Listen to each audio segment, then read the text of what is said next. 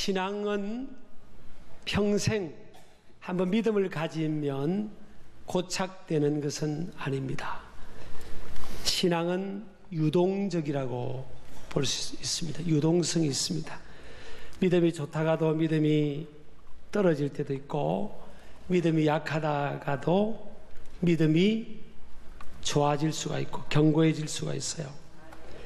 그래서 이 믿음이라는 이 영역은 자랑할 수도 과신할 수도 없는 영역이다 라고 볼 수 있습니다. 끊임없이 자기를 점검하고 관리하고 내가 믿음에 굳게 서 있는지를 테스트해야 되리라 생각합니다. 집에서 평상시에 318명의 군사를 잘 훈련시켰던 이 아브라함이 그의 가문에 특히 조카 롯이 잡혀간 그돌라오멜이라는 왕을 중심으로 연합군에게 소돔 고모라 땅이 초토화가 되어서 재산 다 뺏기고 잡혀갔죠. 사실 롯이 소돔 땅으로 갈 때부터 그래서 위험한 결정이었죠. 그렇지만 준비된 이 아브라함은 조카가 잡혀간 것, 그 가족이 잡혀간 것을 그냥 둘 수가 없잖아요. 그래서 바로 추격해 갑니다. 하나님의 전적인 도우심으로 318명밖에 안 되는 이 군사력을 가지고 연합 대군을 이겨버립니다. 그리고 전리품을 다 빼앗아오고 조카와 가족을 구출해서 데려옵니다. 그래서 소돔 고모라 땅에 데려왔더니 소돔 고모라 왕을 비롯해서 온 백성들이 개선 장군처럼 돌아온 이 아브라함을 향해서 찬사를 보내고 가족만 우리에게 돌려주고 전리품은 다 가지라고 그럽니다. 근데 아브라함이 그렇게 하질 않아요. 돌아오는 때 만났던 멜기세덱, 살렘 왕, 평강의 왕, 예수 그리스도를 상징하고 하는 그런 히브리서에 보면 평강의 왕 예수님을 의미한다고 그렇게 되어 있는 그 멜기세덱 살렘 왕을 만나서 10분의 1, 11조를 드리고 10분의 1을 전리품을 떼어드리고 10분의 9는 소돔 고모라 사람들에게 다 돌려줍니다. 돌려준 이유가 뭐냐 하면 내가 앞으로 더 잘되면 저들이 말하기를 우리가 아브라함을 도와줘서 아브라함이 부자가 되고 힘 있는 사람이 되고 복을 받았다, 그런 말을 안 듣고 싶어서 하나님이 복을 주셔서 내가 잘됐다, 잘됐는데 저들이 생각하기를 조금 도와주놓고 우리 때문에 잘됐다, 그래서 하나님의 영광을 가리고 싶지 않아 가지고 이 아브라함이 물질에 대한 욕심을 안 갖는 거예요. 참 우리가 도전을 받을 만하죠. 이처럼 318명의 대대병력도 될까 말까 하는 그 병력을 가지고 5나라의 왕들이 연합한 그 연합 대군을 이겨버렸으니까 아브라함의 용기가 대단하지 않습니까? 그리고 얼마나 쿨한지 하나님의 영광을 가릴 것 같으니까 그 많은 전리품, 금은 보화를 딱 양보하는 거예요. 이쯤 되면 거의 뭐 완벽하다고 볼 수 있는 사람이에요. 그런데 이후에 하나님께서 아브라함에게 찾아오십니다. 1절에 보면 이후에 여호와의 말씀이 환상 중에 아브라함에게 임하여 이르시되 아브라함아 두려워하지 말라. 나는 내 방패요 너의 지극히 큰 상급이니라. 아니 하나님께서 아브라함을 모처럼 찾아오셔서 하시는 첫마디 말씀이 두려워하지 말아라. Don't be afraid. 두려워 말라. 나는 내 방패요 너희 지극히 큰 상급이니라. 여러분 우리가 보면 하나님께서 좀 말씀을 잘못한 것 같은 그런 느낌이 들죠. 왜냐하면 아브라함은 두려워하는 사람이 아니잖아요. 조금 전에 전쟁터에 적은 병력 가지고 와서 그 연합대군을 다 이기고 돌아왔고요. 그리고 하나님의 영광을 가릴 것 같으니까 그 많은 금은보화 이 물질을 탁 포기하는 그 멋있는, 담대하고 멋있고 결단력 있고 두려움이라고는 찾아볼 수 없는 그런 사람으로 비춰지는데 하나님께서 아브라함에게 오셔서 아브라함아 두려워하지 말아라.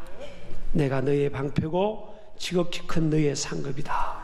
그러니까 하나님이 보실 때는 아브라함이 속에 밖으로 볼 때는 아브라함이 두려움이 없는데 속으로 볼 때는 두려움이 있었다는 거예요. 왜냐하면 아브라함에게는요 밖에서의 문제보다는 내부적 문제가 있었습니다. 75세 때 하나님의 부름을 받고 약 10년 동안 하나님 의지하고 기다렸는데 자녀가 없어요. 하나님이 아브라함을 부르실 때는 아브라함아 내가 너의 자손으로 말미암아 하늘의 별처럼 많게 하고 바닷가의 모래알처럼 많게 해주겠다 했는데 10년 기다려서 나이가 이제 85세가 되는 그런 시점인데 아니 무슨 바닷가의 모래알은 그냥 한 명의 자식도 낳지를 못한 겁니다. 그러니까 이제 아브라함은 속으로 사람에게 말은 할 수 없는데 얼마나 마음이 초조하고 걱정이 되고 그러겠어요. 그래서 하나님께서 아브라함에게 두려워하지 마라. 나는 너의 방패다. 지극히 큰 너의 상급이다니까 아브라함이 바로 하나님께 반응으로 나오기를 하나님 나한테 뭐 해주려고 하십니까? 나한테 뭘 해주시려고 그럽니까? 내게 줄 게 뭐예요? 난 자식이 없어요 하나님. 난 자식이 없어서 하나님이 복을 줘도 이거 저기 다메섹에 있는 엘리에셀이라는 하인이 나의 상속을 이어받을 수밖에 없는 그런 상황입니다. 지금 나는 자식도 없고 지금 내가 앞으로 무슨 의미가 있고 소망을 갖고 살겠습니까? 고대 건동에 약 수천 년 전에는요 나이 많은 사람이 자녀가 없으면 그렇게 사람들이 부정적으로 봤다는 거예요. 그냥 아브라함의 마음이 얼마나 말은 못하지만 하나님의 영광을 가릴까봐 사람들에게 말은 못해도 속으로는 끙끙 앓고 염려하고 불안해하고 근심하고 과연 내 인생을 마칠 때 나는 자식이 한 명도 없을라나 그러고 있는 거예요. 그리고 저 하인 충성된 엘리에셀한테 내가 재산을 다 줘야 되나 그러고 있는 겁니다. 그때 하나님께서 아브라함의 그 중심을 간파하고요 아브라함아 두려워하지 말아라.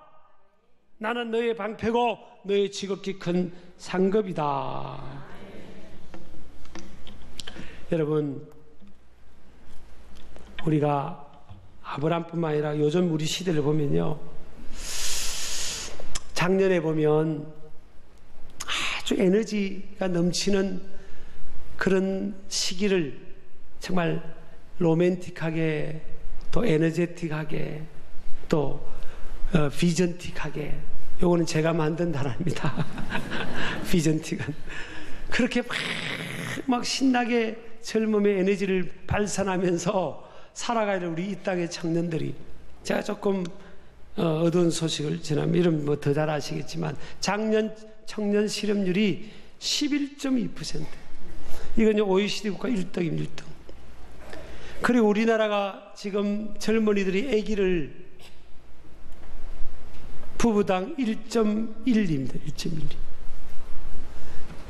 그러니까 이게 부부당 2명 이상은 낳아야 현상 유지가 되는데 지금 1.1이니까 이게 그냥 반으로 줄어드는 겁니다. 지금 아이들이 어려서 아직 결혼식이 안 돼서 지금 우리가 피부로 못 느끼고 뭐 50대부터는 이게 형제들이 많으니까 아직은 팍팍 안 주는 것 같죠. 이제 시기가 왔다는 거예요. 지금요. 그래서 우리나라가 이 추세로 가면 세계에서 제일 먼저 사라질 나라라는 거예요. 2700년쯤 되면 우리나라 인구가 한 명도 안 남는다는 거예요. 그래서 지금 추세로 간다면 그래서 제가 이걸 접하고요 나 사명을 가져야 되겠다. 이제 주례를 부탁하면 4명 4명 나라고 내가 강하게 건면하려고 그래요. 뭐 주례 부탁 안 해도 상관없어요. 그래서 정 안 된다 하면 1명 빼주고 3명 이상. 이게 지금 이거 심각한 겁니다. 이게 굉장히 심각한 문제가 됐어요. 그래 그전에는 하나하나 잘 기르자 뭐 이런 교육을 받으니까 참 그렇게 됐죠. 하여튼 그래서 이것도 1등입니다. 저출산율도 세계 1등이 되어버린 겁니다. 여러분, 이게 멀쩡한 것 같아도요, 이 속으로는 얼마나 많은 고민이 있고 불안함이 있고 현대인들이 그렇게 많은지 모릅니다. 여러분이 뭐 더 잘 아시잖아요. 아브라함과 똑같은 거죠. 디모데후서 1장 7절에 보면 하나님이 우리에게 주신 것은 두려워하는 마음이 아니요 사랑과 능력과 절제하는 마음이다 그랬어요. 예, 두려움과 신앙은 상극관계입니다. 상극관계. 근데 오늘날 사람들을 보면요, 참 부족함이 없이 사는 것 같아도 아브라함처럼 내부적으로 내면적으로 들어가면 문제가 많은 거예요. 근데 하나님께서 아브라함을 지금 대할 때 보면 제가 아브라함 저 녀석 저거 내가 얼마나 지금 열국의 아비로 믿음의 조상으로 키우고 가는데 저렇게 믿음이 없어가지고 저 두려워하고 자식 달라고 하고 있고 하나님 때 기도하면서 기다리면 어련히 안 줄까봐 줄래요 안 줄래요 저러고 있고, 야 저거 그러지를 않습니다. 하나님이 그러질 않아요. 가만 제가 성경을 묵상해 보니까 1절도 얼마나 하나님께서 다정하게 말씀하시는데 이게 다마르라는 히브리어 단어를 씁니다. 아주 다정하면서 아브라함에게 직접적으로 아주 친밀하게 하나님 말씀을 정확하게 전달하는 그런 분위기입니다. 그리고 어떻게 보면 아브라함이 지금 믿음이 흔들렸잖아요. 그런데 하나님은 다가가지고 첫 번째 보면 무지하거나 연약하며 하나님 말씀을 붙들지 못하는 배신의 행위를 보였을지라도 하나님은 아브라함에게 뭐예요? 다정함과 확신이 있는 사랑의 음성으로 먼저 다가가셨습니다. 하나님의 음성이에요. 1절에 보면 사랑의 음성이에요. 1절에 보면 아브라함아 내가 걱정하지 마라. 내가 너의 방패야. 내가 너의 상급이야. 그리고 너의 자손들을 하늘의 별처럼 내가 많게 해준다고 약속했지 않냐. 걱정하지 마. 불안해하지 마라. 나한테 다 맡겨봐. 내가 도와줄게. 여러분, 하나님께 맡기시기를 주의 이름으로 축복합니다. 베드로전서 5장 7절 8절 9절은 마귀를 대적하라 그랬어요.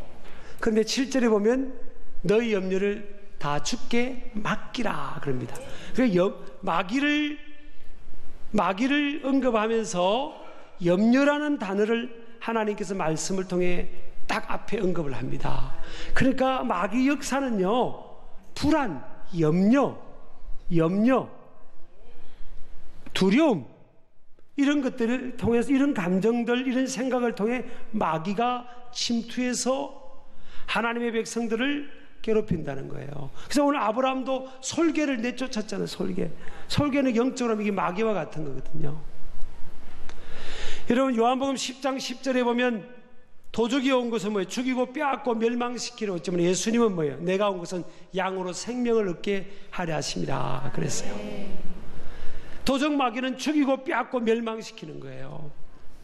그래서 마귀를 대적하라. 저와 여러분이 마귀를 대적하기를 주의 이름으로 축복합니다. 하나님은 이렇게 부족하고 오랫동안 10년 동안 양육했지만 하나님께서 채워주시고 축복하시고 양육했는데도 불구하고 속의 내면에서는 불안해하고 미래에 대해서 불안해하고 두려워하고 또 염려하고 근심하는 이 아브라함을 하나님은 버리질 않습니다. 다시 찾아오셔서 아브라함에게 말씀으로 그의 믿음을 회복시키시는 거예요. 두 번째 보면 하나님은 아브라함에게 다가가셔서 뭐로요? 말씀으로. 다바르의 말씀, 신약으로 보면 레마입니다. 레마. 말씀으로 깨우치고 믿음을 회복시켜 주셨습니다. 저와 여러분도 살아가다 보면 참 좋은 사람도 있지만요, 안 좋은 사람도 있고 내 마음에 안 맞는 사람도 있고 내 마음을 아프게 한 사람도 있잖아요. 그럼 어떻게 하겠어요? 그 사람들 다 절연하는 것이 보통 사람들의 생활의 태도예요. 근데 하나님은 그렇게 하지 않잖아요. 부족하면 또 다가가서 사랑의 음성을 들려주고 먼저 다가가셨어요. 오늘도 1절에 보니까 하나님 이후에 여호와의 말씀이 환상 중에 아브라함에게 임하여 이르시되, 하나님께서 아브라함에게 먼저 찾아오시고 임하신 거예요. 성숙한 믿음의 사람들은 뭐예요? 먼저 다가가는 겁니다. 먼저. 근데 살다 보면 나쁜 사람들도 굉장히 많아요. 진짜. 그죠? 저쪽에서 오면 저리 피하고 싶은 사람 있잖아요. 또 얌체 같은 사람도 많아요. 내가 10번 도와주면 자기가 한 번은 뭘 해야 되는데 10번 도와주면 11번 달라는 사람도 있어요. 별 사람 다 있어요.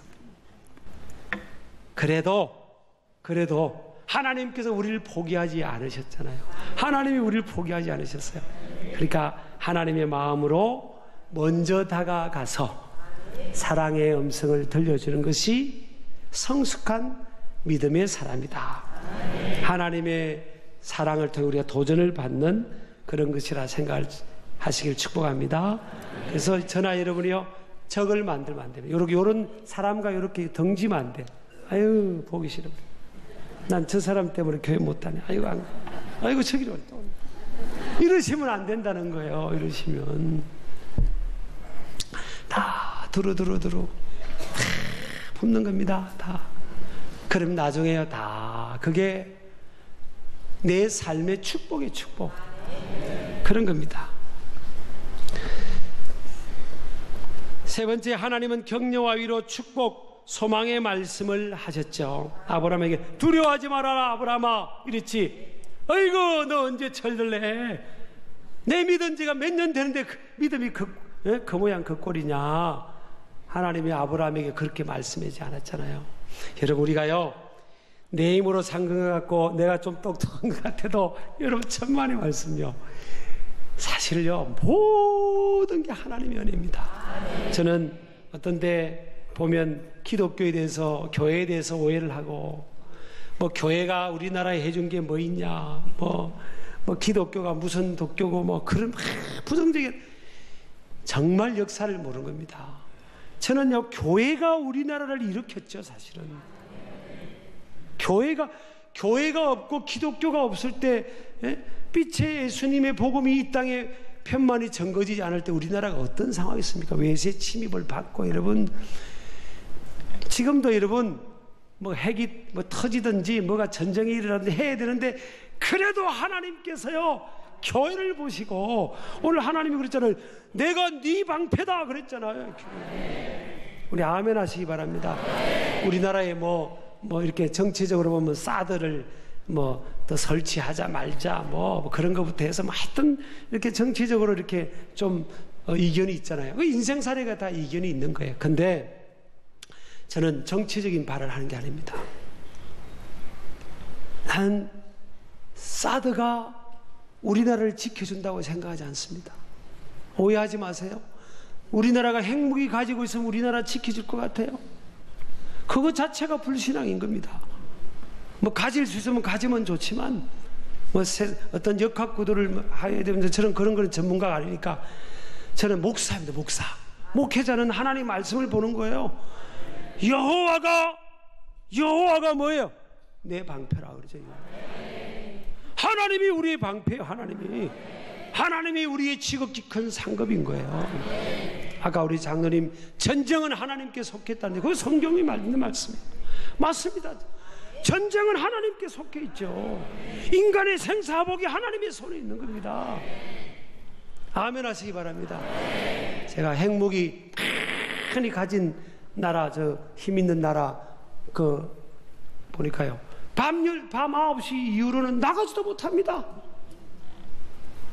여자들이 나가지도 못해요. 밤 9시 이후로는 무서워가지고. 우리나라는요, 밤 1시 돼도 여자들이 쩔쩔쩔쩔쩔 타잖아요.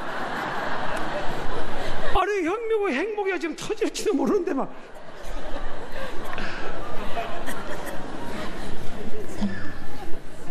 너무 지금 우리나라가요, 사실은 외국 친구들은 괜찮냐고 전화 오는데, 근데 우리나라가요, 참 이게 치안이 잘 된 것 같아요. 이 복의 복. 우리나라 같이 치안이 잘 된 나라 없습니다.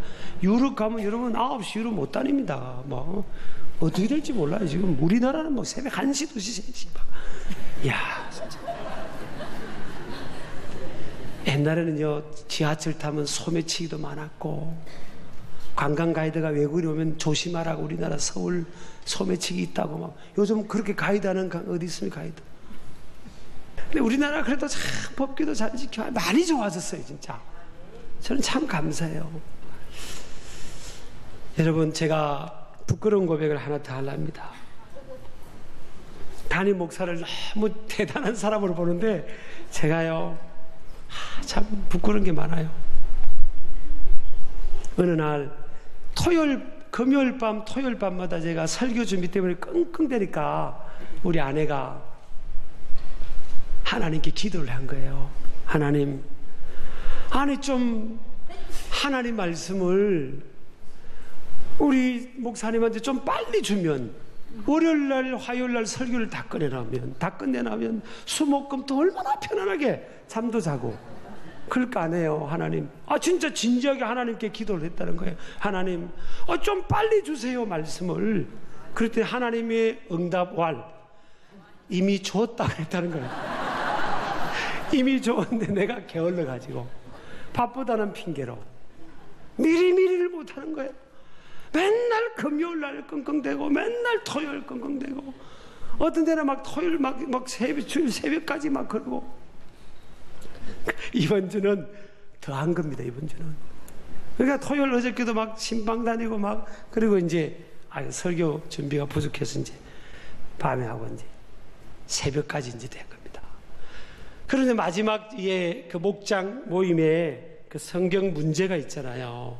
도입 부분의 문제 한 문제, 적용 문제 세 문제를 뭘 할까 하다가 잠이 와가지고 깜빡 졸은 거예요. 깜빡 잤는데 설교를 다 치는데 나도 모르게 딱 눌러버린 겁니다. 지우는 거를 다 치는데 지운 거를 눌러버렸어요. 이렇게. 그래 뭐가 이상해서 눈 떠보니까 반이 날아가 버린 겁니다. 옮겨놓지도 않고. 그래가지고 없어요 설교가 반이. 실컷 다 해놨는데. 그래가지고 성경에는 범사에 감사라고 했잖아요. 근데 막 감사가 나와야지 지금 잠은 못 잤겠다 막. 그래서 이야 감사합니다. 아버지 감사합니다. 그랬더니 우리 아내가 자다가 그걸 듣고 여보 당신 굉장히 성숙하다고 막 그러더라고요. 이렇게 부족해요. 그 제가 그 많은 건데 어떻게 해필 그 지우는 걸 그걸 누를 게 뭐 있어요. 그래서 제가 많이 은혜 받았습니다. 새벽에. 야, 이게 평상시는 내 힘으로 내가 똑똑하는 것 같아도 다 하나님이 은혜로 하는데 저분이요, 그래 니 한번 해봐라 그랬나. 그러면 사람이요 멍청해가 다 지워버리고 그런 겁니다. 우리 집에 그전에요, 우리 집에 지금보다 훨씬 젊었을 때 우리 집에 어떤 귀한 분이 오셨어요. 교수님이 오셨어요. 그 기회 가지고 선물을 하나 아주 귀한 거를 우린 또 주는 은사가 있잖아요. 아주 귀한 거를 선물을 드렸어요. 그래서 또 가실 때 안 드린 줄 알고 하나 남은 걸 또 드린 겁니다. 아니 세상에 이렇게 멍청한 사람이 어디 있어요. 그리고 나서 나중에 우리 아내 여보 그거 어디 있지? 하나 없네. 없다고 그러는 거예요. 그래 한참 생각하다 보니까 2개를 드렸어요. 그러면 2개 받아가는 사람도 이상해. 아니 목사님 2개 주셨다고 하면 될 걸 2개 받아가 버린 겁니다. 제가요 그때하고 어저께 한번 하고 이게 내 힘으로 사는 게 아닌데 이분이요 여기서 깜빡하고 이 등불 꺼트립니다. 우리가 사람이요 멍청해지고 했던 것도 다 날아가고 그런 겁니다. 그래서 다 주의 은혜로 사는 겁니다. 하나님이 우리의 방패죠. 여러분 연세 있는 분들 노후가 걱정되시죠? 노후에 내 밥 안 굶을라나? 제가 예언할까요? 밥 굶을 사람은 한 명도 없습니다. 진짜 내 확신합니다. 확신. 예수 믿는 사람은 주기도문만 외워도 안 굶어요. 일용할 양식을 주신다고 했잖아요. 밥 굶기는 커녕요 살쪄서 걱정이고 살쪄서 하나님이 내 방패고 하나님이 내 기업이고 내 상급이라고 했는데 우리는 내 힘으로 또 뭔가를 뭘 해놔야 되는 거예요. 아이고 내 자식이 내 노후를 책임질 자식이 있어야 될 텐데 자식도 없고 아브라함처럼 아이고 좀 더 재산이 더 있어야 될 텐데 좀 이거 어떻게 하나 그러고 있는 겁니다. 아브라함의 문제만 아니에요. 저와 여러분의 문제입니다. 그러니까 하나님 앞에 감사하고요 하나님을 의지하며 살면 되는 겁니다. 하나님이 다 우리를 푸른 초장으로 실만한 물가로 인도해 주실 줄을 믿습니다. 하나님께 다 내려놓고 믿음으로 나아가기를 주의 이름으로 축복합니다. 축복합니다.